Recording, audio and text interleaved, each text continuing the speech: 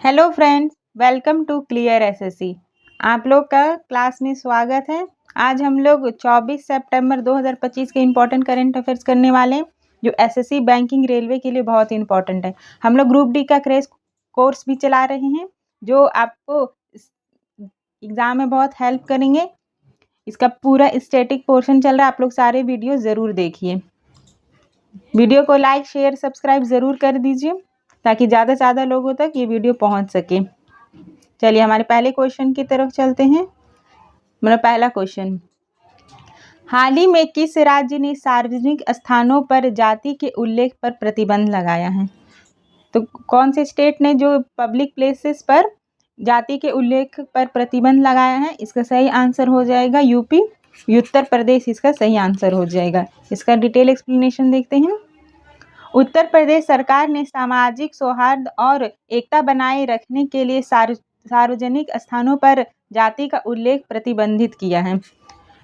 Static portion देख लीजिए। Uttar Pradesh capital Lucknow है, सीएम योगी आदित्यनाथ है, गवर्नर आनंदीबेन पटेल है। UP is the most populous state in India. UP में सबसे ज़्यादा जनसंख्या कहाँ है इंडिया में? यूपी में है, लगभग 20 करोड़ प्लस है। लोकसभा सीट 80 है यूपी में। यूपी की लोकसभा सीट 80 है। नेक्स्ट, हाल ही में आयुष मंत्रालय द्वारा 10वां राष्ट्रीय आयुर्वेद दिवस कहाँ मनाया गया है? तो 10वां राष्ट्रीय आयुर्वेद दिवस कहाँ मनाया गया है? इसका सही आंसर हो जाएगा ऑप्शन नंबर ए, गोवा।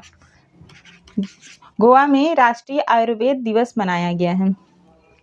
ये 10वां राष्ट्रीय आयुर्वेद दिवस गोवा में आयोजित किया गया है। इसका उद्देश्य आयुर्वेद को वैश्विक स्तर पर बढ़ावा देना है। गोवा की राजधानी पणजी है, सीएम प्रमोद सावंत है और गवर्नर अशोक गजपति राजू है। यहाँ हम लिख दे रहे हैं Ashok Gajapati Raju. Goa is India's smallest state by area. Area के हिसाब से गोवा सबसे छोटा स्टेट है भारत का। Famous for tourism and beaches. Goa अपने टूरिज्म, पर्यटन और बीचेस के लिए बहुत फेमस है। नेक्स्ट, हाल ही में राष्ट्रपति द्वारा किसे पटना उच्च न्यायालय का मुख्य न्यायाधीश नियुक्त किया गया? तो पटना हाईकोर्ट का मुख्य न्यायाधीश किसे नियुक्त किया गया है? इसका सही आंसर हो जाएगा ऑप्शन नंबर बी, जस्टिस पवन कुमार भीमप्पा बंथरी। जस्टिस पवन कुमार भीमप्पा बजथरी जी को अपॉइंट किया गया है। इसका एक्सप्लेनेशन देख लेते हैं। न्यायमूर्ति पवन कुमार भीमप्पा बजथरी को पटना उच्च न्यायालय का मुख्य न्यायाधीश नियुक्त किया गया। पटना हाई कोर्ट कब इस्टेब्लिश हुआ था? ये 1916 में हुआ था, 1916 में पटना में हुआ था।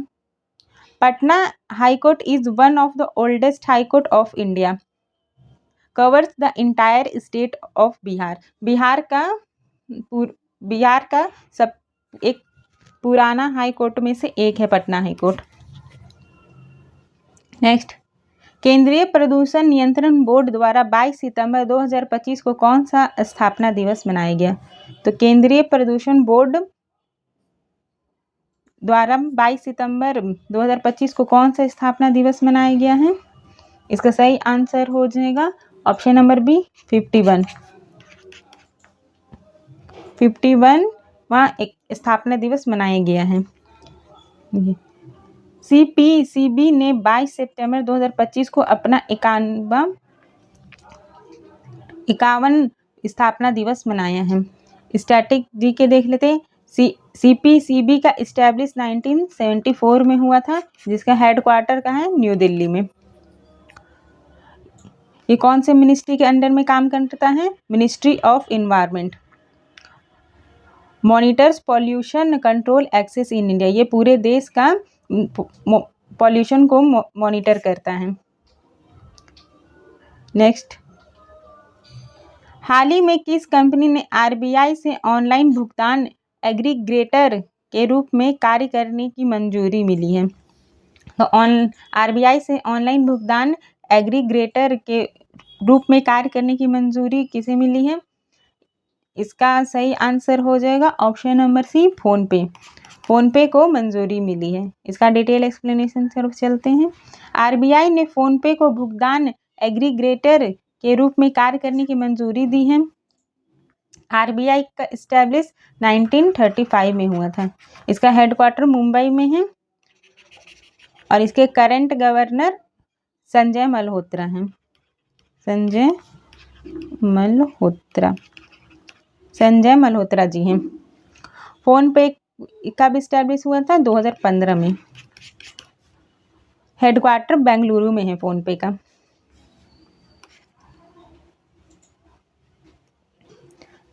सिंगापुर में आयोजित सम्मेलन में किस देश को इंटरपोल एशियाई समिति का सदस्य चुना गया है? तो अभी सिंगापुर में आयोजित हुआ है सम्मेलन, तो किस देश को इंटरपोल एशियाई समिति का सदस्य चुना गया है? इसका सही आंसर हो जाएगा ऑप्शन नंबर ए, इंडिया को। इंडिया को सदस्य चुना गया है। देखिए, भारत को इंटरपोल एशियाई समिति का सदस्य चुना गया है। इंटरपोल की स्थापना 1923 में हुई थी। इसका हेडक्वार्टर लियोन, फ्रांस में है। Interpol has 196 member country. Interpol के 196 मेंबर कंट्री है। इंडिया इसको 1949 में ज्वाइन किया था। नेक्स्ट, भारत अंतर्राष्ट्रीय चावल सम्मेलन 2025 कहाँ आयोजित हुआ? तो भारत अंतर्राष्ट्रीय चावल सम्मेलन कहाँ आयोजित हुआ है? इसका सही आंसर हो जाएगा option number A, New Delhi. A इसका सही आंसर हो जाएगा। भारत अंतर्राष्ट्रीय चावल सम्मेलन 2025 नई दिल्ली में आयोजित होगा। इंडिया की कैपिटल न्यू दिल्ली है। पीएम नरेंद्र मोदी और प्रेसिडेंट द्रौपदी मुर्मू जी हैं। India is the second largest producer of rice. West Bengal is the largest rice producing state. India second largest उत्पादक है चावल का, और इंडिया में सबसे ज़्यादा कहाँ होता है? वेस्ट बंगाल में।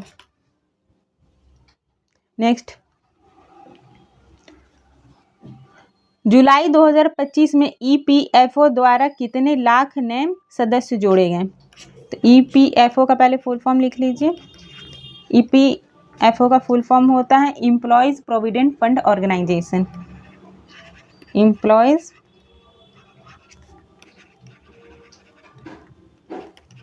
Provident fund organisation.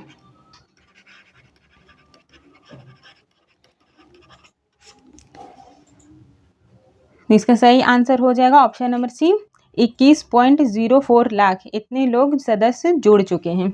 सी इसका सही आंसर हो जाएगा। नेक्स्ट देखिए, जुलाई 2025 में ईपीएफओ ने 21.04 लाख नए सदस्य जोड़े हैं।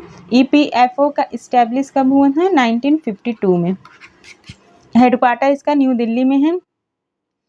EPFO comes under ministry of labour and employment. EPFO manage provident fund of employee. EPFO ministry of labour and employment के अंडर में आता है। ये प्रोविडेंट फंड, एम्प्लॉय के प्रोविडेंट फंड को मैनेज करता है। नेक्स्ट, भारतीय तटरक्षक जहाज अदम्य को किस बंदरगाह पर कमीशन किया गया है? अदम्य को किस बंदरगाह पर कमीशन किया गया है? इसका सही आंसर हो जाएगा option number C, Paradip. Paradip पर इसको कमीशन किया गया है। देखिए, आईसीजीएस अदम्य को पारादीप बंदरगाह पर कमीशन किया गया है। इंडिया कोस्ट गार्ड इसका इस्टेब्लिश कब हुआ था? 1977 में। इसका हेडक्वार्टर न्यू दिल्ली में है। Protect India's maritime interest work under ministry of defence.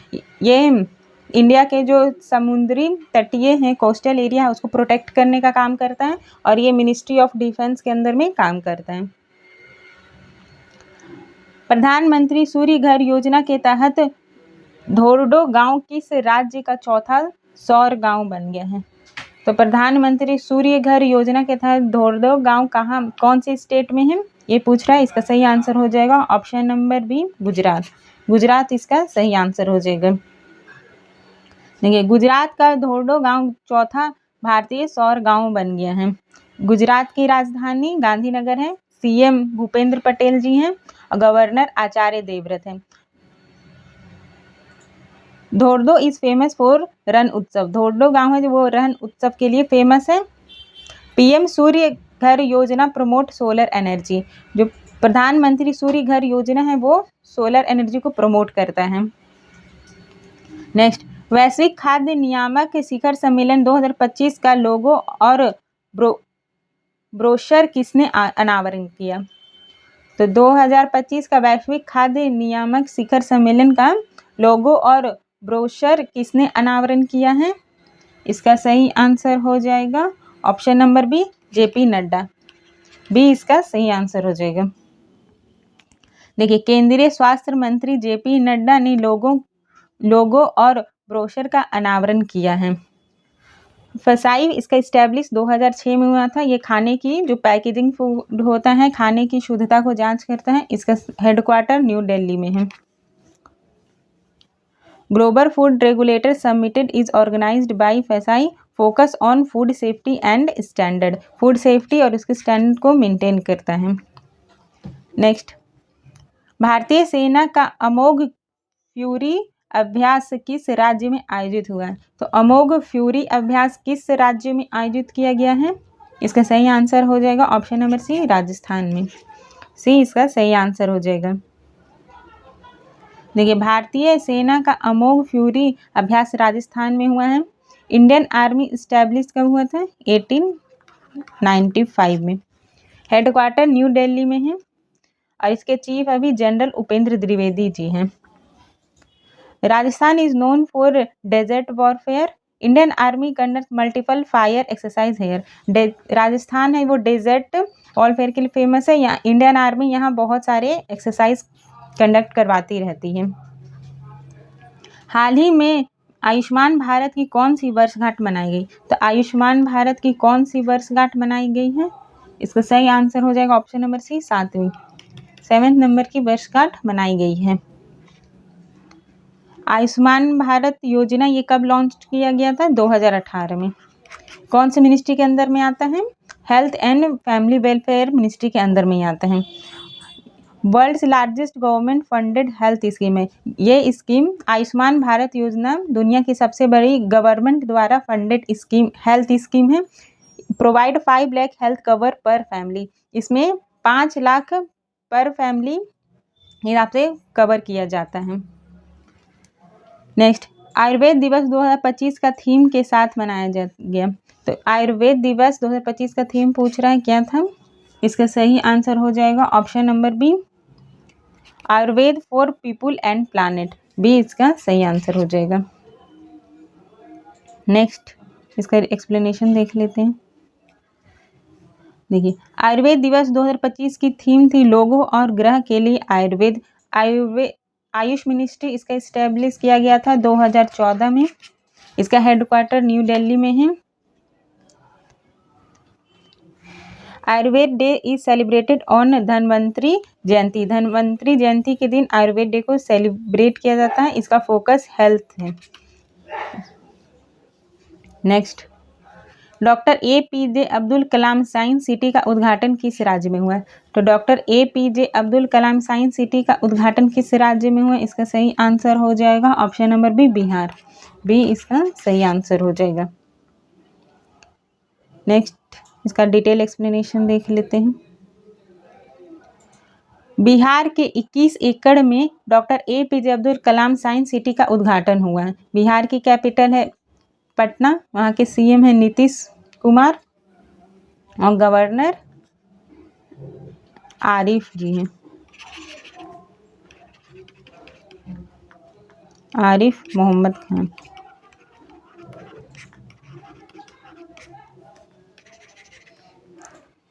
देखिए, science city aims to promote STEM education. Science city है वो प्रमोट करता है स्टेम एजुकेशन को।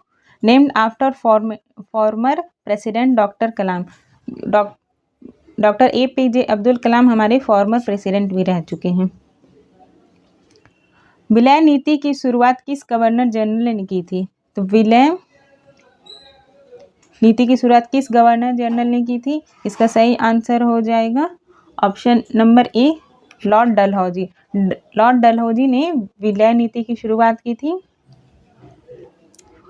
देखिए, लॉर्ड डलहौजी ने डॉक्ट्रिन ऑफ लैप्स नीति की शुरुआत की थी। लॉर्ड डलहौजी का कार्यकाल 1848 से 1856 तक था।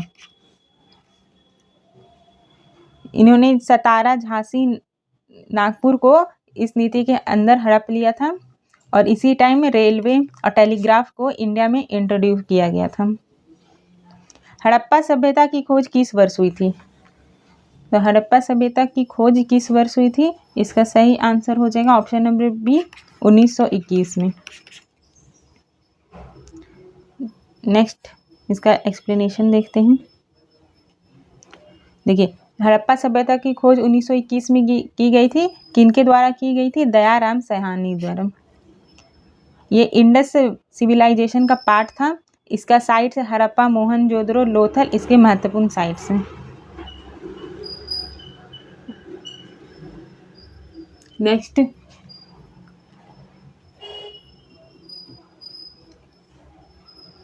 भारत में पंचवर्षीय योजना की अवधारणा किस देश से ली गई है? भारत में पंचवर्षीय योजना की अवधारणा किस देश से ली गई है? इसका सही आंसर हो जाएगा रशिया। बी इसका सही आंसर हो जाएगा।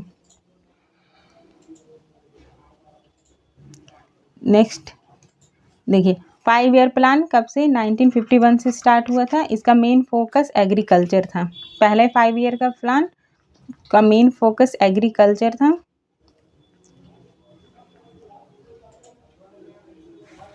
टोटल अभी तक 12 5 ईयर प्लान इंडिया में इम्प्लीमेंट किया जा चुका है। Now focused bye NITI Aayog strategy. अब 2015 से अब नीति आयोग की स्ट्रेटेजी फॉलो की जाती है। किस रंग का प्रकाश सबसे कम प्रकीर्णित होता है? तो कौन सा रंग है जिसका प्रकाश सबसे कम प्रकीर्णित होता है? इसका सही आंसर हो जाएगा ऑप्शन नंबर सी, रेड। सी इसका सही आंसर हो जाएगा। लाल रंग का प्रकीर्णन सबसे कम होता है, इसलिए सूर्यास्त और सूर्योदय लाल दिखाई देता है। रेड लाइट का वेवलेंथ लगभग 700 nm होता है।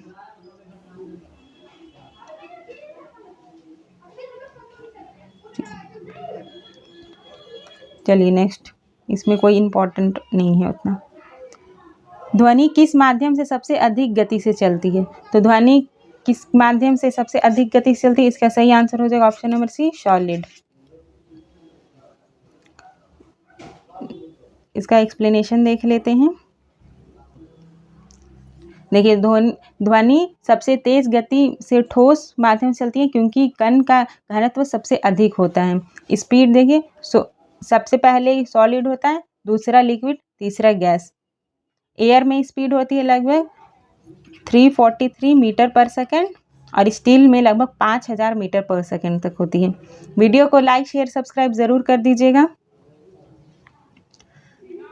इसकी PDF चाहिए तो Telegram channel clear SSC official पे आपको इसका PDF मिल जाएगा, वहाँ से देख सकते हैं। Thank you for watching.